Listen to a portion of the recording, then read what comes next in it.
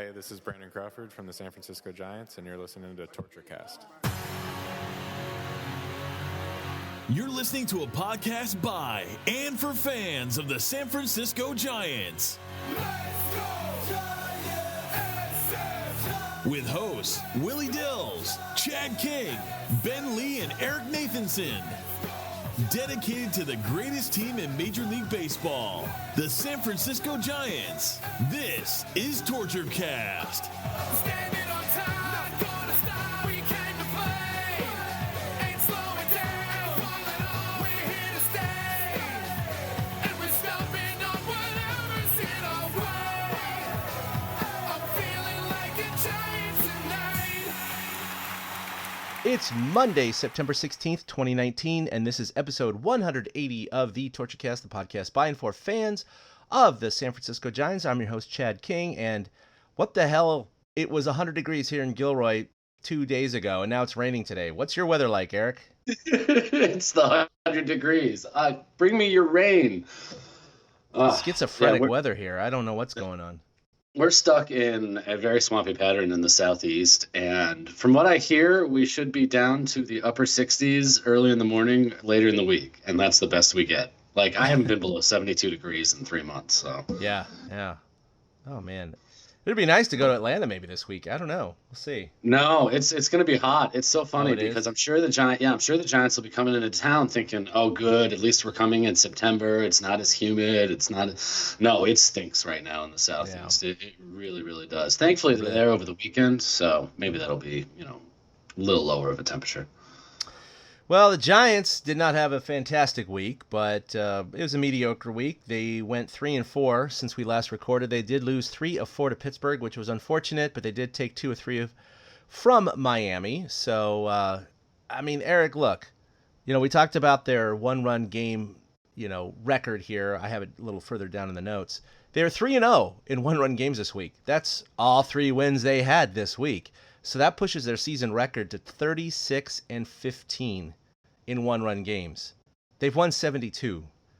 That's exactly half of their wins. They've won by 1 run. I mean, this team loves living on the edge, and thank God they've got that good record. I know we beat this into the ground the last few episodes, but it really is remarkable. But it also shows you, this is not a team that is an overachiever. They're not. They are an overachiever in the sense of winning all these one-run games, way better than anyone else's one-run game record. But the reality is, they're really thriving on the bullpen being able to hold down. In fact, their bullpen has the best ERA in September, despite the fact that everybody's been complaining because they had that blown game, which we'll get to, against Pittsburgh.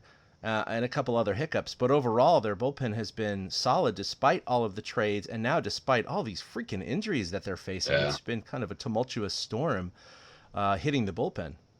It's like an epidemic sweeping through. Farhan totally remade the bullpen. And then his new remade bullpen, Moranta, Watson, they're all just kind of, even Smith was out for a while. They're just all going by the wayside for some reason, which is okay in September when your team is 72 and 78. Right. You talk about overachieving. They're Pythagorean 67 and 83. So that's 5 more wins than they should have based on their runs scored and runs allowed, which surprises me. I actually thought it would have been worse because having half their games by 1 runs, I think that's the Bochy factor. I really do. He manages the bullpen so well, no matter if it's a rookie, a submariner, or a veteran. He knows how to handle them. Speaking of, he loves Tyler Rogers, it seems. Mm-hmm. He's going to him on an almost daily basis. Like every day we're hearing Kipe go, Mr. Rogers makes his way down to the bullpen. Because he absolutely loves calling him. I love that. Krug pointed it out the same night I did. It was so funny. We were watching the game, and he just loves saying Mr. Rogers. But that's the Bochy factor. And I think if we were looking at a team under different guidance, I don't think that they would be in this same position. I wouldn't be shocked if they were maybe 67 and 83 like the Pythagorean, or even worse at this point. So it's a credit to Bochy. I said it the other day on the Twitters that you can tell Zaidi and Bochy have been talking. And Bochy was on board with playing guys and sticking them out there and seeing what happens for Zaidi, because Bochy is somehow still invested in the future. And so his willingness to balance both things has made for an interesting September, because 2 weeks ago we were worried they were not going to win 5 games this month. Thankfully, they've gotten better at that. But, I mean, it's still frustrating coming out of a week like this. You lose 3 or 4 to Pittsburgh, and then Pittsburgh goes to Chicago and gets absolutely demolished. Crushed, yeah. I mean, it wasn't – 13 runs is the fewest amount of runs they gave up in a game over the weekend. And God. It was like 13, 17, 13, and 16. Oh. And it just never stopped. And the Giants couldn't do such a thing, which is, why they did lose 3 or 4. But that leaves Bochy. We said he's at 72 wins. He's 2 wins away from 2,000 with only 12 games left. So there's no need to win 2 games a week anymore. No, not at all. And it's funny, the Giants only scored 17 runs in those last 7 games. They went 3-4. So that in itself is pretty remarkable, considering, like you just said, the Pirates didn't give up less than 13. And here the Giants score 17 an entire week and still salvage 3 games out of 7. I mean, let's be fair. The Cubs have a lot more talent than the Giants do. Mm-hmm. But, like, when you see something like that, it's kind of like, that used to be us, man. It did. It's unfortunate. The Giants are 72 and 78, like you just mentioned. They're 9.5 games back of the second wild card, but their elimination number now is down to 4. So most likely by our next podcast next week, the Giants will be officially eliminated from the postseason. And don't get us wrong, no one is thinking about postseason right now, but just giving you the numbers. That's all we're doing here. I mean, it's the way to play out the string. Well, that's true. I was going to touch on it real quick. So Bochy is 2 wins shy of 2,000. They're going to Fenway and Atlanta this week. Bochy is career 1-7 at Fenway Park, so he's only managed 8 games there. Oh, wow. I'm sorry. He's 1-8 if you include the 1999 All-Star game, which the NL lost 4-1. And then they go to SunTrust, which has only been open for 2 years, so Bochy's only managed 7 games there.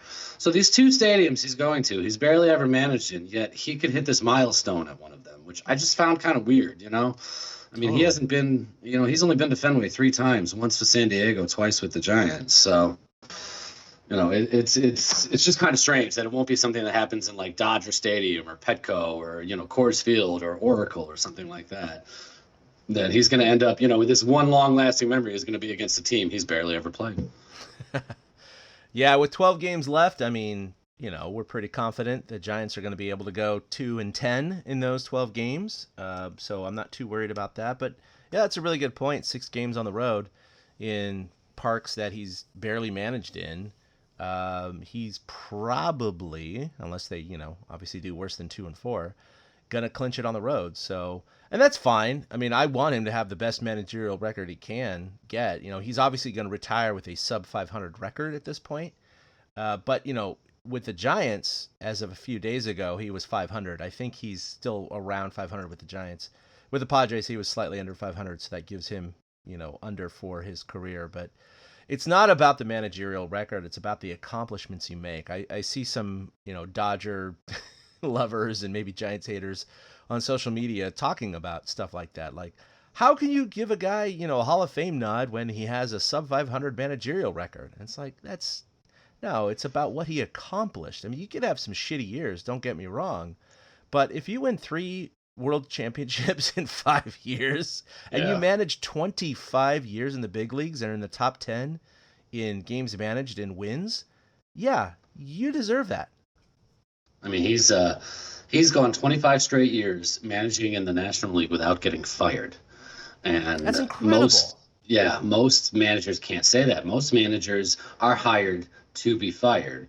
And Bochy was originally hired to be fired like every other manager, but he did what he did. And like you said, he's got an exactly 500 record with the Giants, 1047 and 1047. But, that kind of longevity, it speaks to something. And even in, like I was just talking about, even in lost seasons, managers like Bochy can stand out. And he has shown that over the last few weeks. And he's absolutely deserving of the Hall of Fame. Every guy that has more wins than him is in the Hall of Fame. Every guy with 3 World Series titles in the Hall of Fame. So it's a no-brainer. I think we've talked about this. 2022, I think, is the earliest he can go in. So that might be my first trip to Cooperstown, finally. That's going to be fun.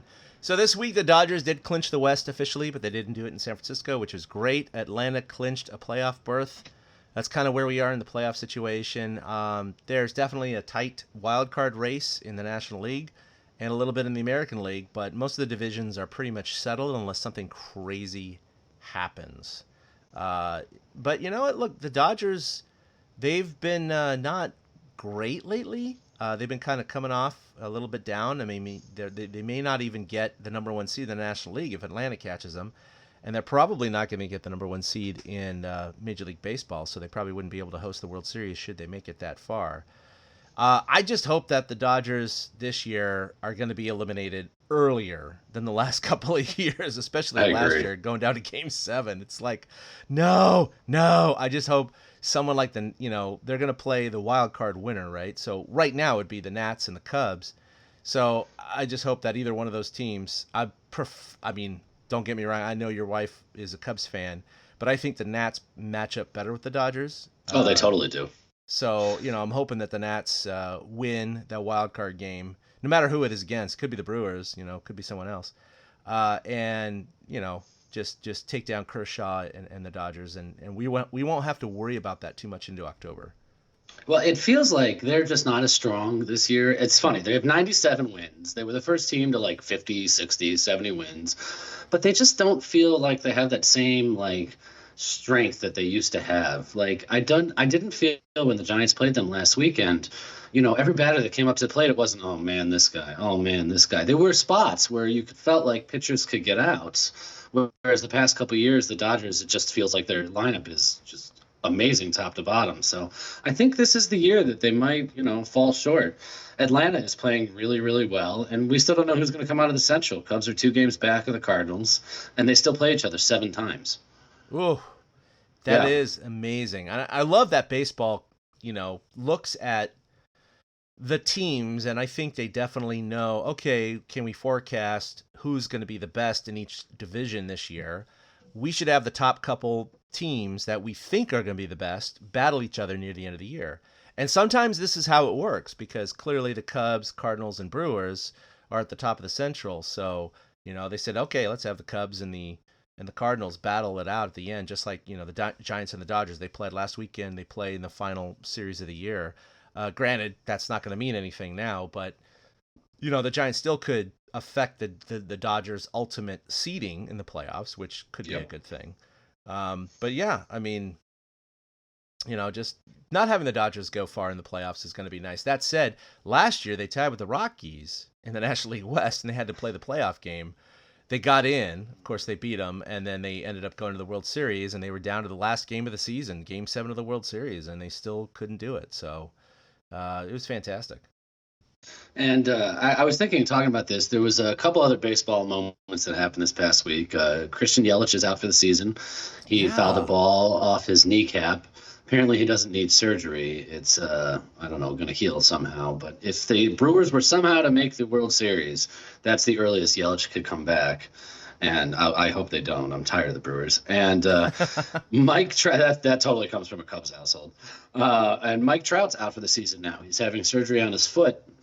And at first they were just going to try to keep him a DH and shut him down a little bit, but it looks like he's going to have foot surgery. So probably the 2 leading candidates for MVPs in each league just went down with injuries 2 weeks before the season ends. So it's kind of frustrating as fans because you want to see the great ones play, but I don't think it should affect any of the voting. Probably won't. I mean, unfortunately, because of the Yelich injury, it's probably going to give the edge to Bellinger for the National League MVP. Trout could still win the AL MVP. Because his stats are so dominant, and it's only a couple of weeks. Yeah, I was reading a little bit more about his injury, and I guess it's not an injury that needed surgery right away, but because the Angels are not in the postseason picture, they just decided, okay, let's just get this done sooner rather than later. But he probably could have played through it a little bit. It's a nerve problem in his right foot where it feels like he's stepping on a pebble in his shoe the entire time because of calcification or some growth around a nerve ending down there. So that's what they're going to go in and kind of remove. So it's not like Tommy John surgery or anything like that. But I'm a little surprised that they shut him down. But at the same time, he's so valuable to the franchise. Why not get it done sooner rather than later? And he probably had his best season ever, and they still went 68-82 so far. So, I mean, it's not good. It's funny because it's like a franchise icon. And shifting back to the Giants, I saw you noted here that the Giants rearranged their rotation, so that Bumgarner should line up to pitch that final game, that final Sunday against the Dodgers. And it's a great nod that the Giants have done for Bochy and Bumgarner. And it was easy for them to rearrange the rotation. There's nobody going to be pitching on short rest or anything like that. Having today off and next Monday off really, really made it solid. So that means Bum will pitch in Boston on Thursday, and then he'll pitch next week on Tuesday against the Rockies, and then the final game of the season against LA. And here we were talking 2 months ago, oh my God, this could be Bumgarner's last start. And now we get to send Bochy out, with his best and favorite pitcher. And I think it's really just lining up to be the way it's supposed to be. Yeah, and hopefully they won't lose 15-0 like they did last year at the end of the season. I don't think that's going to happen with a Bum starting. But let's talk about who came back for the Giants this year. Earlier this week, he had 2 starts actually, but Johnny Cueto, coming off his Tommy John surgery, has just been stellar. 2 starts, 5 innings each of shutout ball, only 4 hits in those 2 starts, in those 10 innings, 3 walks and 6 Ks. I mean, and Bochy even said he looks stronger, and we've seen this before. We've seen this with certain pitchers who have had Tommy John surgery, and I'm not saying he's going to be stronger necessarily, because even if he shuts out the rest of the year, he has 3 more starts and he doesn't allow a run. I'm not going to anoint him the next Cy Young Award winner in 2020, but it does give a little bit of credence to the fact that some pitchers do very, very well after Tommy John surgery, and this could bode well for the Giants going into next season, because it will, he's obviously signed with the Giants. He'll be there next year. This could really improve their chances. They're 2-0 with him already. Yeah, it's funny. They didn't get him a win yesterday, but you talk about it. It's translating in the numbers. Before his surgery, Cueto was sitting at about 89.5 miles an hour on his fastball. In his first start back, he was sitting about 91.5, and then on yesterday he was up to about 92. So he definitely is stronger than he was before. My favorite thing was I loved his first game back, that smile when he's walking off the mound. But yesterday was just really impressive. The first 4 innings, the leadoff batter got on every single inning for the Marlins. So Cueto had to pitch in traffic the whole game, something he didn't have to do on his first start, and he got through it just fine. Yesterday he only struck out 2, but he walked 2. But he got a ground ball double play at the right time. And then after throwing 28, 29 pitches in the 4th inning yesterday, being on a pitch count, he came out in the 5th inning, he threw 8 pitches to get out of the inning, and that was it, or 7 pitches. It was unbelievable. He was like, okay, this is all I've got. I mean, guys were getting hot in the bullpen as he's out there in the 5th inning, and it was just, I don't think it could have gone any better. I don't think Johnny Cueto's return short of throwing no-hit ball in back-to-back starts, I don't think it could have gotten any better. And I think he does give Giants fans a reason to look forward to next year, as if we lose Bumgarner, Johnny Cueto should be the number 1 in the rotation. For sure. He had a pitch count of 70, so yesterday he threw 71, like you said. It was like 6, 7, or 8 pitches in that final inning after 31 in the previous inning, because he had to pitch through traffic. Next couple of starts, or next start is going to be about 85, and they said his final start probably will be 100. So we'll see what happens there. The Giants, this is Farhan Zaidi. His fingerprints are sorry, I can't speak right now, are all over this, but they fired 8 of their 20 scouts this past week. It's pretty amazing. Cueto was really upset on the KMBR show because he has a bond to a lot of these guys, but probably the most recognizable names for fans are Brian Johnson, of course, who hit that 1997 home run against the Dodgers, and Steve Balboni. He's a longtime Bay Area native, both whom served as pro scouts for the past 10 seasons and were relied on heavily during the 10, 12, and 14 postseasons. So a couple of guys even worked for the Giants for more than 30 years. This is a sign of the times, Eric, and these guys are kind of old school scouts, and they have a lot of minutia to bring, but at the same time, Farhan is like, well, look at our farm system. It's kind of sucked the last few years, so we need to get guys who are a little bit more analytical, a little bit more in line with what I believe. Well, from everything I've read, most of the scouts that he let go, like Brian Johnson and God, you just said his name and I forgot it. The other guy that Steve Balboni. Balboni. Yeah. Apparently, a lot of the scouts they let go of were advanced major league level scouts, meaning these guys were going ahead to whoever the Giants were playing next and watching those games. And Farhan wants to shift the scouting department to focus more on the lower minor league levels.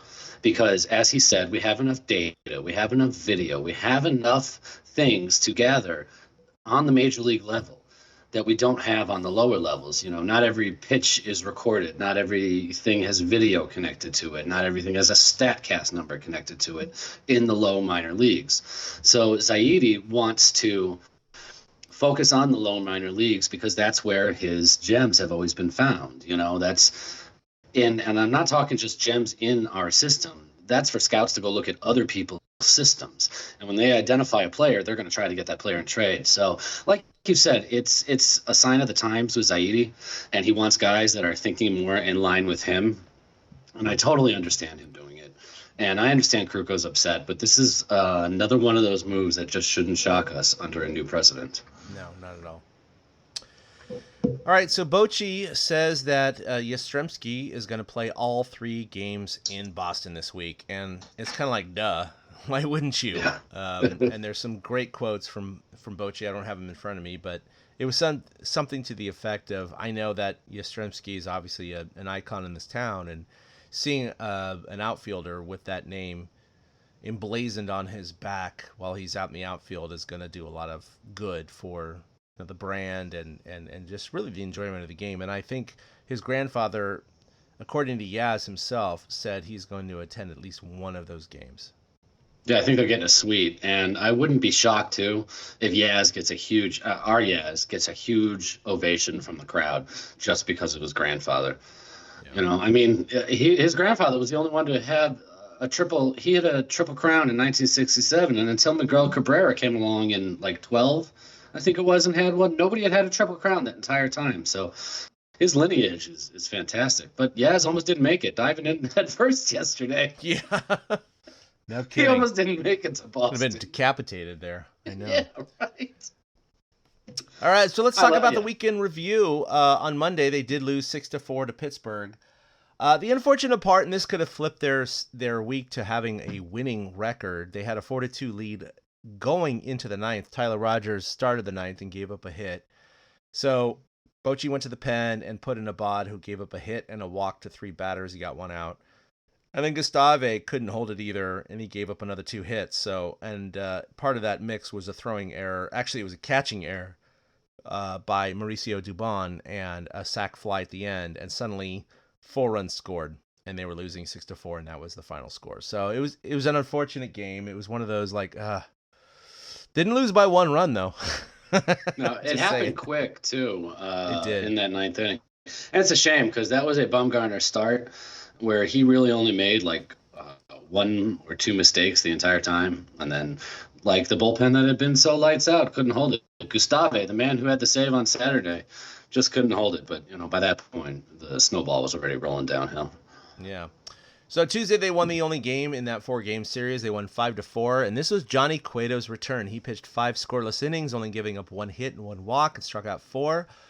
Vogt went 2 for 4 with a home run and an RBI, and here is his home run. High drive to right. It is out of here.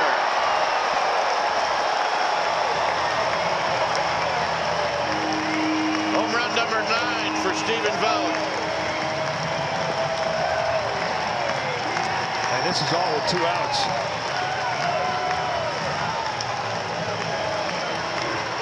And that was the bottom of the 5th, and that put the Giants up 5-0. So it became an uncomfortable game later, but the Giants ended up securing that victory. He had 4 RBI that game, by the way. He had a 2-run single as well.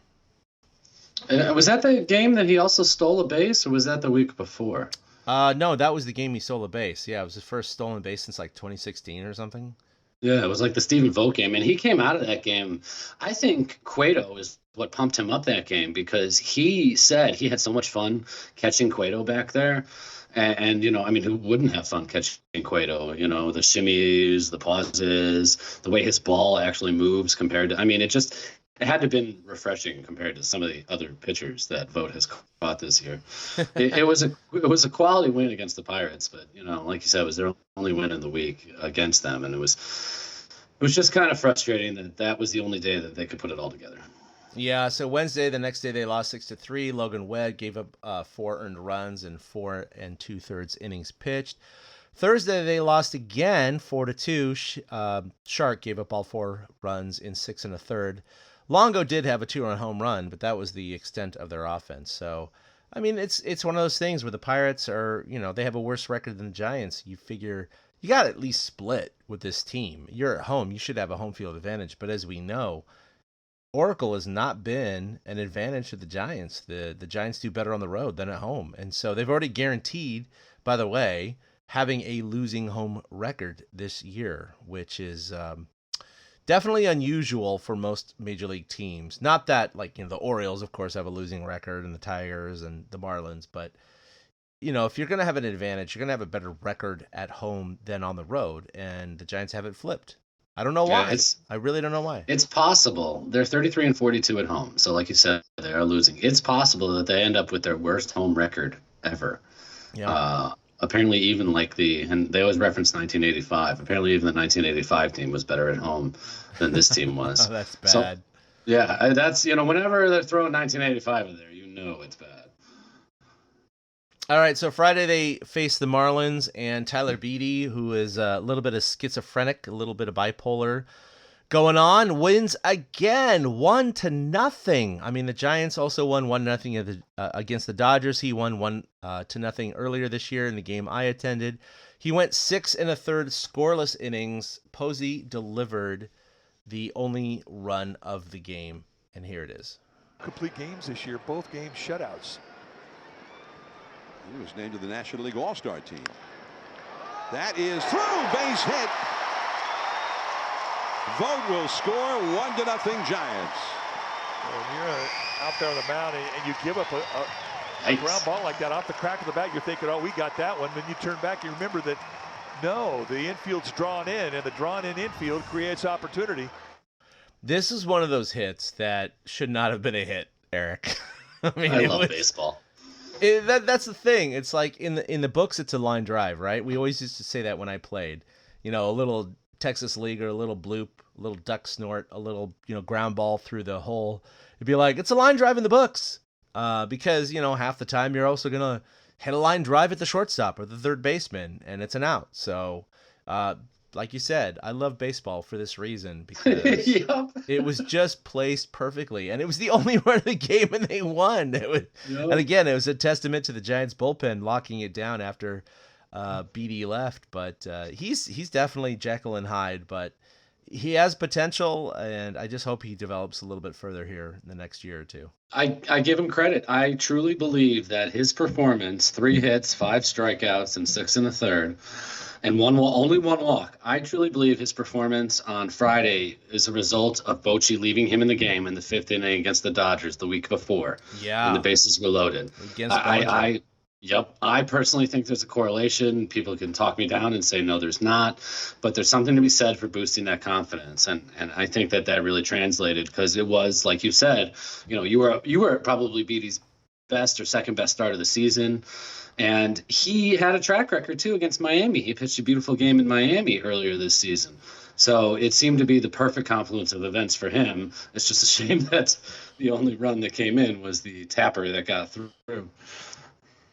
So Saturday, Bumgarner allowed 2 runs in 6+ innings. Left the game tied 2-2, but the Pen could not hold it, and they lost 4-2. There really isn't too much to talk about there. And then, of course, yesterday, Johnny Cueto's second start since his return. He went another 5 shutout innings, left with a 1-0 lead, thanks to DeBond's 3rd home run of the year. 3 hits in the game yesterday as he shoots this one down the left field line. Hit well into the corner. Out of here.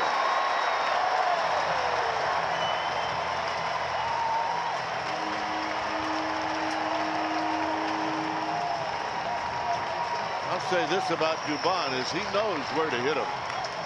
Down the lines.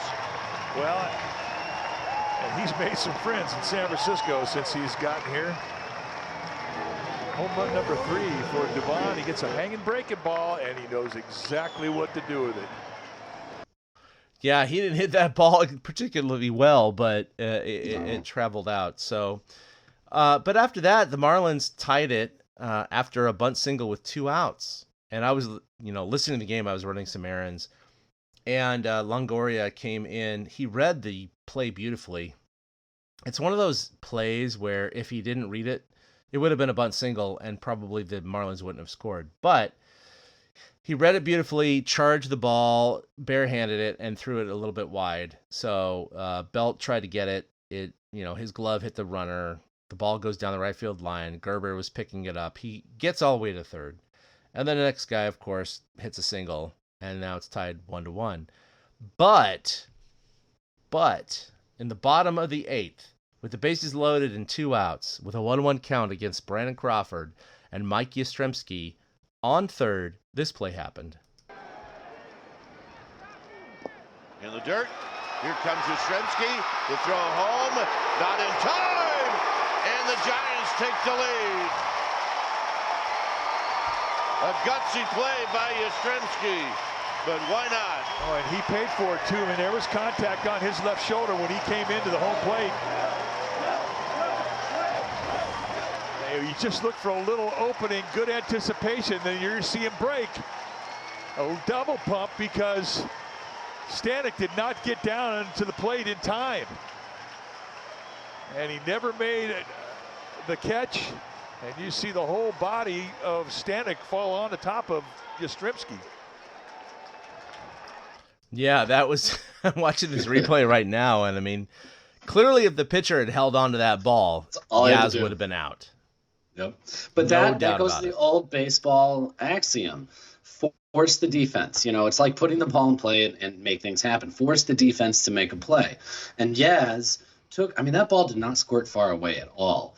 And he broke first step, so he wasn't delayed at all. And that's, they forced the Marlins to make a play, and the Marlins couldn't do it. That was like baseball instinct 101 coming from Yaz. That was, I honestly thought it was really impressive. It was a good time to take the risk, I thought. I understand it's still a tie game. If the Giants were losing, you don't take that risk. But in a tie game, I think you absolutely do. Oh, I agree. Tie game at home, you take that risk, especially with 2 outs and the bases loaded. I mean, Crawford, who's hitting just barely north of 200, he's probably not going to deliver a base hit. So you take your chances. And if he was thrown out, I don't think anyone would have been mad at him. No, not at all. And then back to Dubon's homer. We were talking about how Pilar hits homers, and I was pointing out how he yanks them. Dubon's doing the same thing. He's finding that little area down the left field line and kind of yanking the ball. And I think that might be good. He might be somebody who hits 10 to 15 home runs a year and surprises us.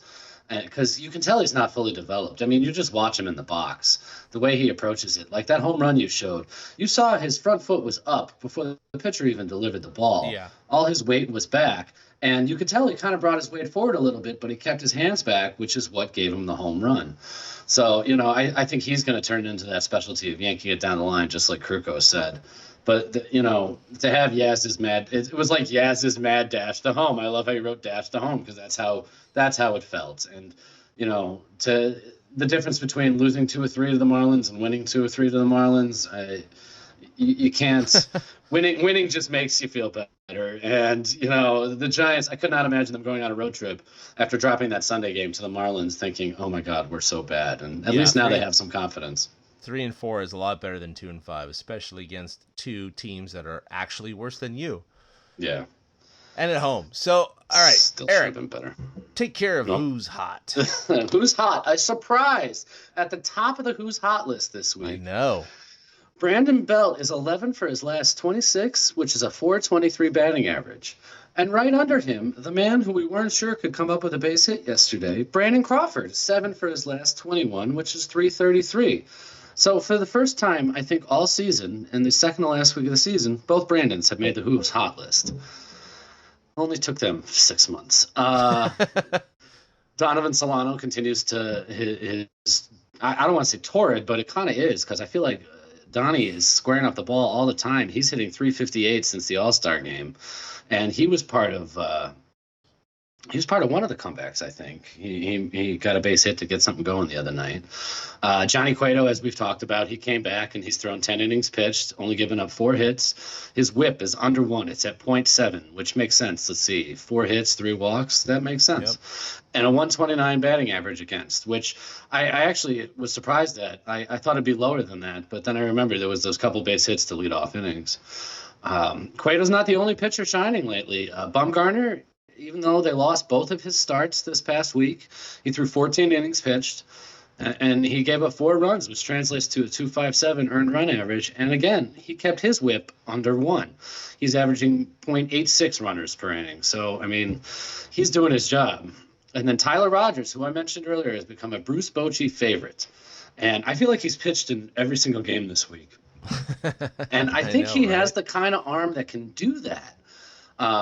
Because he's putting less stress on his arm. You know, it's funny. I'll watch the game with my wife, and she'll be like, "Doesn't that hurt?" And I'll be like, "Actually, that feels more normal." Yeah, I hate being that guy, but it actually does feel more normal. So people who haven't played baseball a lot, it is not natural for us to throw a ball over our head and move. I'm totally moving my arm, but nobody can see it, and move our arm in that motion. So by coming up underneath, you know, it's less strain on the shoulder, which is why he can get away with throwing 79 miles an hour sometimes.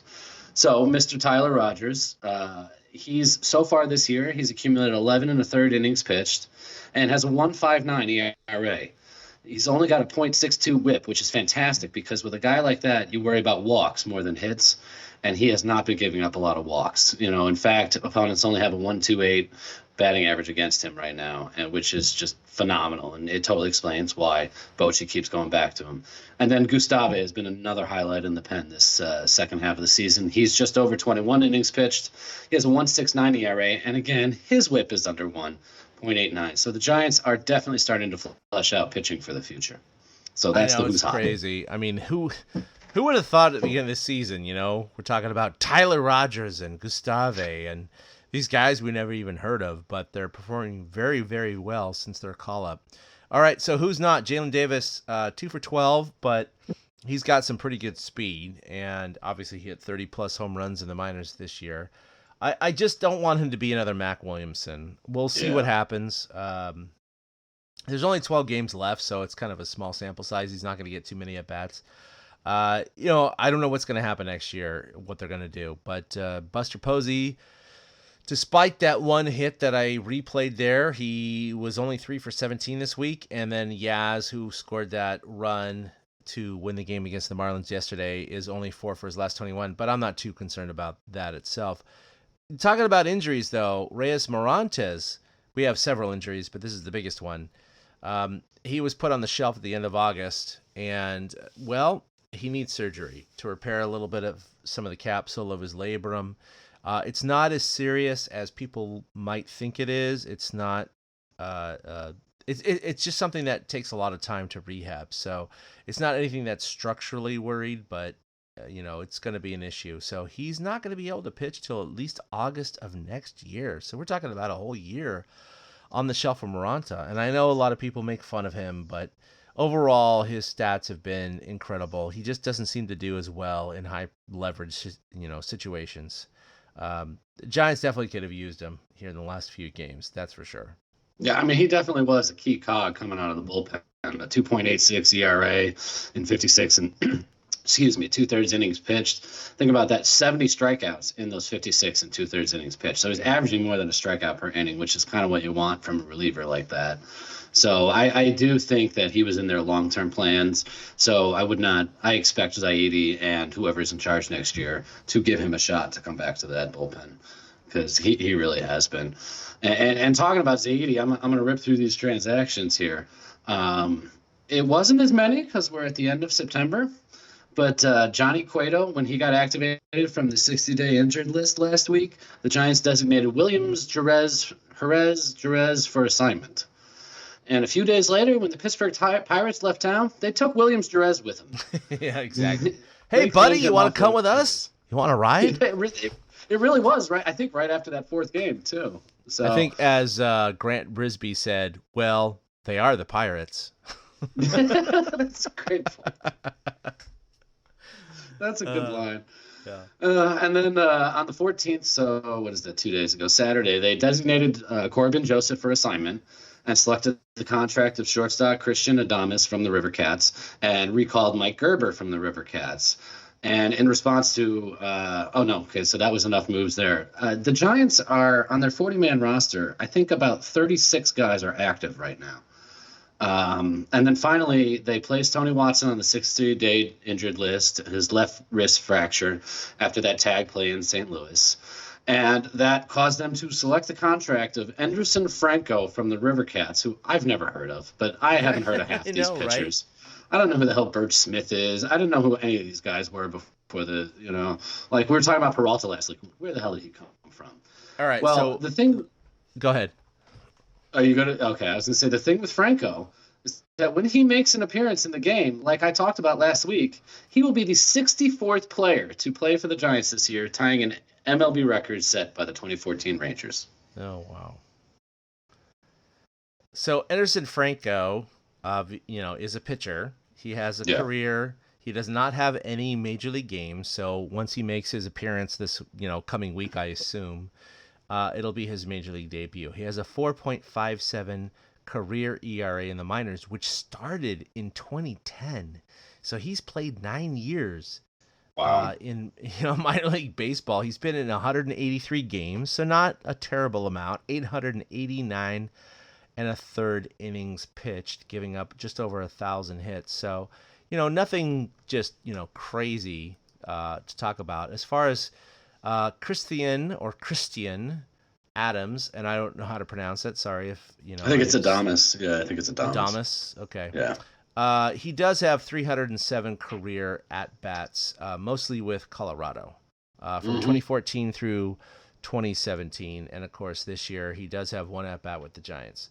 I think he was their utility guy, the Rockies. Career average is 205.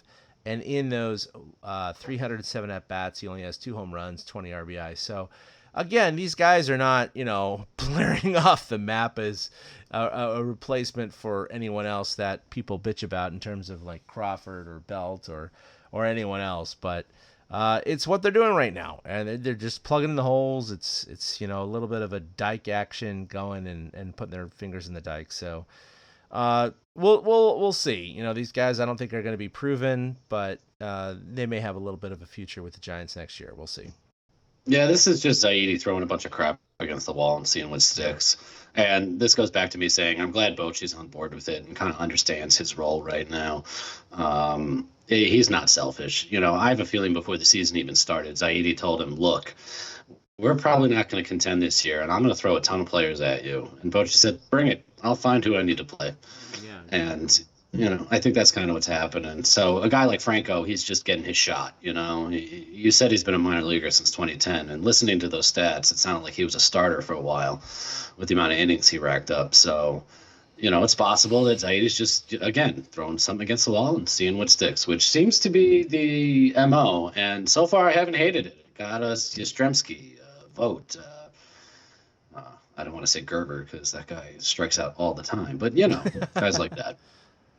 All right, so minor league report, the Sacramento River Cats are doing very, very well. They're headed to Memphis, a 3-run 8th inning fueled by 3 consecutive walks and a clutch hit from shortstop Avellino, which, of course, the Giants have seen this year, paved the way for a 7-5 victory and a sweep of the Round Rock Express to win the Pacific Coast League Championship. And this title is the franchise's 5th in its 20-year history. We're talking about Sacramento, not the Giants. And it's first since 2008. So they are going to Memphis, Tennessee, and that will be the setting for Tuesday night's AAA National Championship matchup between the River Cats and the Columbus Clippers. They are the AAA affiliate of the Cleveland Indians. It'll be the 3rd appearance for Sacramento and the 4th for Columbus. Neither team has announced a starting pitcher for the game, but the first pitch is set for 5 p.m. tomorrow night. Watch the game live on FS1, Fox Sports 1, or listen to all of the action live online at rivercats.com. So this is unusual for the Giants to be at this position in terms of their AAA team. So it's kind of cool. It doesn't really mean anything, but hey, we'll take it.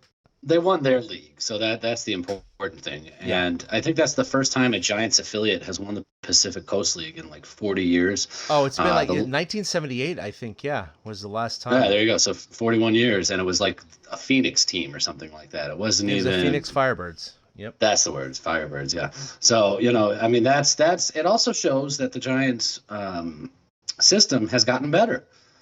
I mean, we talked about a couple weeks ago about all these different teams that made the playoffs this year. We were not talking about that in previous seasons. So, it's cool. I had no idea the game was going to be on FS1, so good find there. I'm totally going to tune into that. I know, it's pretty cool. All right, so before we wrap up, I wanted to talk about some of our viewers. Santa Ana Canyon, that's his handle. His name is Mike in real life, has been a religious viewer or listener on YouTube, which, we don't get many views on YouTube, so that's his platform of choice. We get a lot more views on the podcast streams. But he said less than a week ago to our last podcast, "Thanks, Chad and Eric. Another really fun show. Your conversation about the impact players have on us when we are young and then as we age struck a nerve. Before my father-in-law passed away in July of 2012, there were many times when a whole bunch of us family members would sit around and just listen to him and his brother talk about going to Candlestick and watching the Giants. They talked of taking girls there on dates and that the fog rolled in around the 8th inning. They also talked about watching Mays and Perry and Cepeda, players none of us ever saw except in newsreels. They told of amazing plays and being gut punched as fans in 1962. Of course, that was the line drive that McCovey hit. It's like, that would have been something. I'm starting to think. I know. I'm starting to think that admiring players is a never-ending cycle of memories and emotions that can be transferred if you're willing to let it. I feel the same way. Every time I listen to Chad and Eric, I felt the same happiness as they spoke of Clark, Bonds, and Bumgarner. TortureCast makes me laugh, cheer, go aha, and sometimes get a lump in my throat. Good baseball talk is like that. Your show is loaded with great content, and it sounds so professionally well done. Sorry. Thank you. It's the best darn thing on all of YouTube. Again, another laugh. I love it. Thank you again. Always look forward to each episode, Mike. Mike, thank you so much for the kind words. We get a few comments like this here and there, and it's one of the reasons that we do this show, mostly for us to talk about Giants baseball and kind of keep up the brand. But my God, I just love when people really, express their opinions that we can connect with. And I know there's a lot of other people that listen to this episode. We get thousands of downloads every episode. I'm sure that, these repeat customers aren't hating us. Otherwise, they wouldn't be listening to us. So I just really appreciate you, Mike, and others for listening to our show. I do too. Those were some kind words, because when we fall back into talking about the past, the way he described his father-in-law and brother was very much me listening to my father grow up and hearing stories of Cepeda and Mays, and I'm talking way back to Bobby Thompson and Leo DeRocher days too. So that's why I have a connection with the past. I'm glad it comes through on the show, and I appreciate Mike's words. And it made me think of something, listeners. We could use some iTunes reviews. If you go to iTunes and review our podcast in the next week, we will read them on air next week. We'll do an iTunes review show, not the whole show, obviously, but if you go in, and we will definitely read. If you hate us, you're still downloading, so we'll definitely read your review. So go to iTunes, go into the review sections, because we could use a little boost there too, and we appreciate that we're connecting with people during a season which really the Giants aren't playing for anything, and I think that's what really strikes me more than anything. Is, Chad and I talked at the beginning of the season that this was going to be a rough season, and we did not expect to be firing on all cylinders all season long. So, it feels good that knowing that our work is paying off by putting out a show every week. So, I appreciate, Mike's words and all the listeners. So like I said, listeners, go to iTunes, leave a review, and we'll share some of them on the show next week. Awesome. All right, before we wrap up, you want to talk about this week in Giants history? Yeah, I referenced 2012 a couple weeks ago in This Week in Giants History, and on Saturday, September 22nd, 2012, the Giants clinched the National League West with an 8-4 win over the San Diego Padres. I will always remember that night. I remember it was a Saturday. I remember I was watching on my computer in I guess, the office at the time and where I was living. It was a Bumgarner start. Brandon Belt hit a home run in the game, only his 7th of the year in 2012 at that point. And this is my favorite part. Every single one of the core 4 got into that game. Jeremy Affeldt pitched an inning, Casilla pitched an inning, Javi pitched a third of an inning, and Sergio closed it out with 2/3 of an inning. Oh, wow. Yeah, and that was the last time any team other than the Los Angeles Dodgers won the NL West. I know. 7-0. But hey, at least it was us, right? At least it was us. At least it wasn't like the Rockies or the Padres. True that. Yeah, so 2012 is a big year for me, so I'll always remember that. And hopefully we can be talking about clinching divisions next year. We'll see. All right, well, coming up, the Giants have 3 at Fenway Park and then 3 at Atlanta. So then they come home for the final 6 games of the year and their final homestand of the year. That's 3 against Colorado and 3 versus LA. I'm hoping to go to the Wednesday game against Colorado to meet up with a potential sponsor and have some fun and cover the game, but we'll see what happens there. Hey, look, 12 games left. Not much is going to happen in terms of postseason play, but the Giants are going to play it out and, of course, hopefully get Bochy's 2 wins to get to 2,000. And, I would love if the Giants could finish, at 500. At this point, it's going to be very, very difficult to do because they only have 12 games left. They're 5 games under 500. But, if they get close and maybe exceed preseason expectations, which were around, 72, 71 wins, which they're pretty much already at, that's good. That's good. But what else you get to pimp there, Eric? Nothing. I'm really going to miss Giants baseball in 2 weeks. I settled in to watch a game the other night, and the thought that, oh no, we only have 2 weeks left kind of hit me.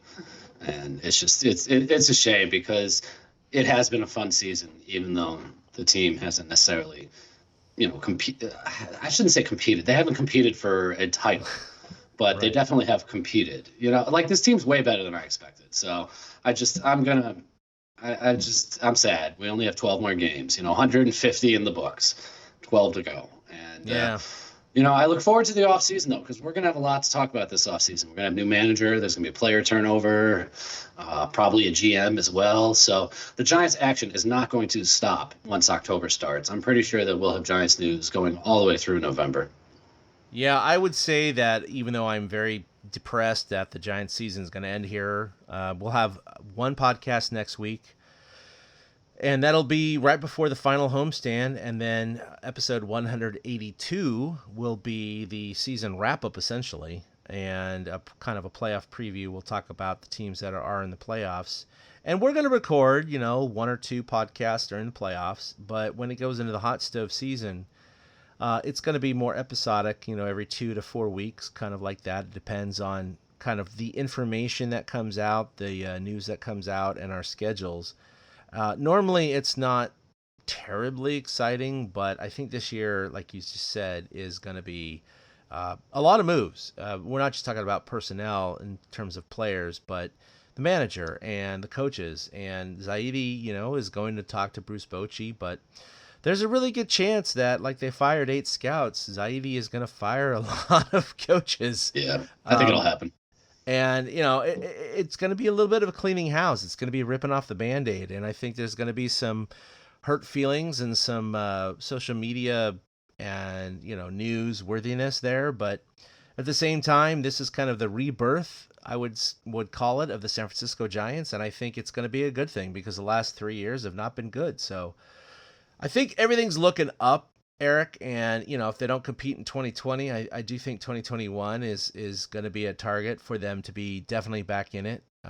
But then again, look, they were in it this year for quite a bit of time, so 2020 could really surprise us, especially if they re-sign Bumgarner and they have Cueto and some of these guys coming up for the minor leagues with a couple of free agent acquisitions. If they close off Triple Alley and they get some hitters coming in. It could be sooner than we think. So I'm really looking forward to this offseason. But in the meantime, we're dealing with the Giants of 2019. And it's, like you said, exceeded our expectations. We've had a lot of fun. And we've definitely recorded more podcasts, I think, than we've ever recorded in a season. And this includes our, World Series championship years, right? Yeah, so it's pretty amazing. So anyway, thank you for listening, everyone. Like Eric said, give us some reviews on iTunes. Give us a thumbs up wherever you see us, wherever you get your podcast feed. We will be back for episode 181 next week. You can follow us collectively at TortureCast. You can like us on Facebook, where we post our podcast and, of course, articles and other things there. You can follow us individually at ChadK21 for myself, at 2OutHits for Eric. That's with the number 2. So until next week, we'll see you then. A boom. A big thank you to everybody for listening to the TortureCast, the podcast by and for fans of the San Francisco Giants.